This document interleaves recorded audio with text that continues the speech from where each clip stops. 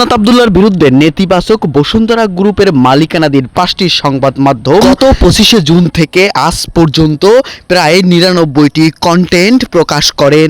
এর ভিতরে সর্বাধিক কালের কণ্ঠ 76টি, বাংলাদেশ প্রতিদিন 5টি, নিউজ 24 5টি, বাংলাদেশ নিউজ 24.com 4টি এবং দ্য ডেইলি সান 5টি নিউজ প্রকাশ করেন। গত 25শে জুন জাতীয় সংসদ বাজেট আলোচনায় অংশ নিয়ে হাসনাত আব্দুল্লাহ বসুন্ধরা গ্রুপের বিরুদ্ধে একাধিক অভিযোগ তোলেন। তিনি বসুন্ধরা গ্রুপের বিরুদ্ধে দুদকের মামলার অগ্রগতি না হওয়া এবং সরকারি দলের সাথে সম্ভাব্য আন্ডার টেবিল সম্পর্কতা এবং গ্রুপটির বিরুদ্ধে নানা অভিযোগ তিনি তুলে ধরেন। তিনি এক আলোচনায় জানিয়েছিলেন বসুন্ধরা গ্রুপের বিরুদ্ধে কথা বললে তাদের মালিকানাধীন 5টি সংবাদ মাধ্যম রাজনৈতিক ব্যক্তিবর্গের পিছনে লেলিয়ে দেয়। হাসনাতের এই বক্তব্যের পর বসুন্ধরা গ্রুপ হাসনাতের বিরুদ্ধে মালিকানাধীন 5টি সংবাদ মাধ্যম সংঘবদ্ধভাবে প্রথম 28শে জুন সকাল 7টায় কালের কণ্ঠ 7টা 4 মিনিটে ওয়েবসাইটে সাদা সাদা কালা কালা